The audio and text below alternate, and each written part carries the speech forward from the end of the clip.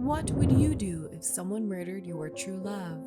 This Victorian woman's response will send chills down your spine. Today, we're going to explore one of the most haunting paintings in art history, a work that captures the fine line between devotion and obsession, between love and madness. William Holman Hunt's Isabella and the Pot of Basil isn't just a painting, it's a window into the depths of human passion and grief.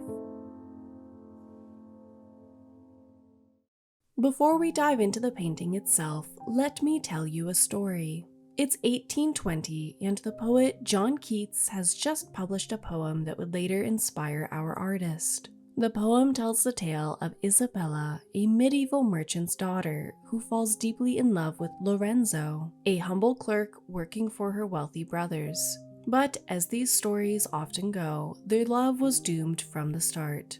Isabella's brothers, consumed by greed and social standing, couldn't bear the thought of their sister marrying beneath her status. Their solution? Murder. They lured Lorenzo away on a business trip and killed him, leaving Isabella to wonder why her love had suddenly disappeared. But here's where the story takes a dark turn. Lorenzo's ghost appears to Isabella in a dream, revealing the location of his body.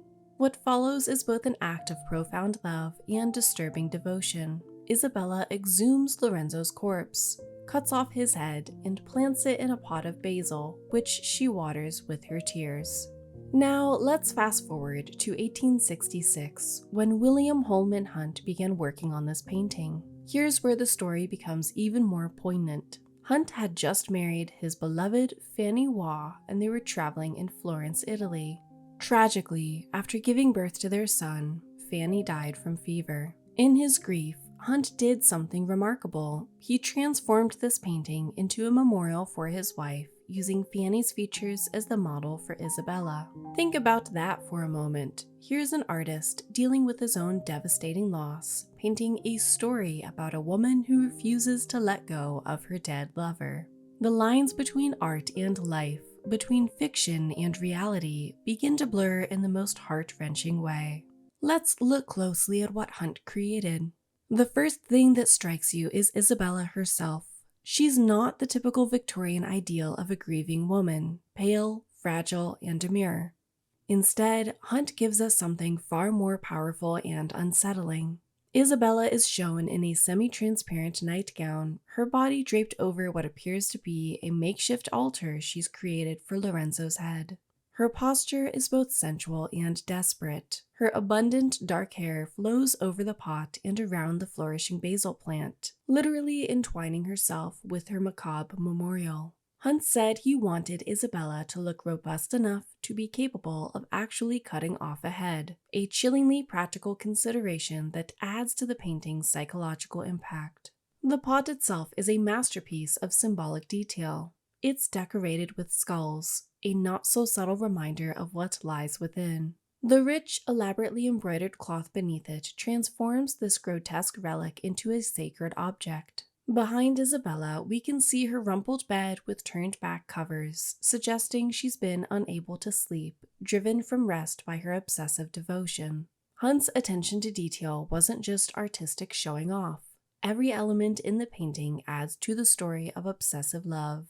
The prie-dieu, prayer desk, that serves as the base for the pot suggests that Isabella's love has become a form of religion. She's created a shrine, not just a memorial. The richly patterned floor tiles and elaborate furniture inlay speak to Isabella's wealthy background, contrasting sharply with her current state of dishevelment and emotional decay. The pair of patterns, protective overshoes, near the doorway hint at the outside world that Isabella has abandoned in favor of her private devotion. The semi-transparent quality of her nightgown suggests both vulnerability and a kind of sensual defiance. She's beyond caring about social propriety in her grief.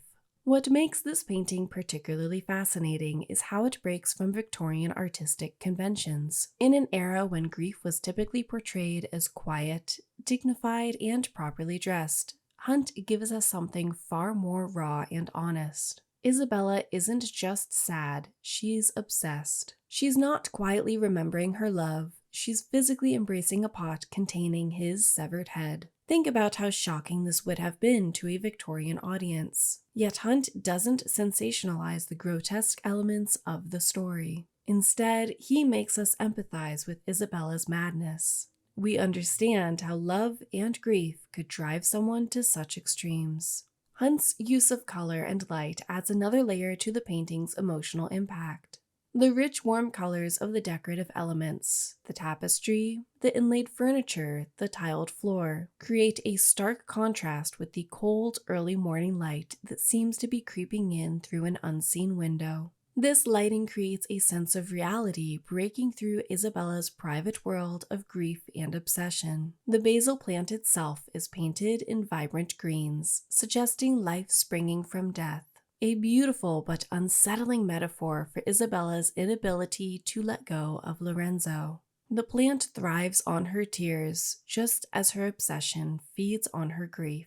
What makes this painting so powerful is how it works on multiple levels. Yes, it's an allusion of Keats' poem, but it's also Hunt's personal expression of grief for his wife, Fanny. Beyond that, it speaks to universal human experiences. The pain of loss, the difficulty of letting go, the way love can transform into obsession. Isabella's story might seem extreme. After all, how many of us would go to such lengths? But haven't we all, at some point, held on to something or someone long after we should have let go? Haven't we all created our own metaphorical pots of basil, shrines to lost love, lost opportunities, lost dreams? From a technical standpoint, the painting is a masterpiece. Hunt's ability to render different textures, the transparency of the nightgown, the glossy surface of the pot, the rich embroidery of the cloth, creates a tactile quality that makes the scene feel real rather than mythological. But these technical achievements always serve the emotional story. The way Isabella's hair mingles with the basil leaves, for example, isn't just a display of Hunt's skill at painting different textures. It symbolizes how she has become one with her memorial to Lorenzo. What this painting ultimately teaches us about obsessive love is both beautiful and disturbing. It shows us that love doesn't always follow social conventions or rational thought.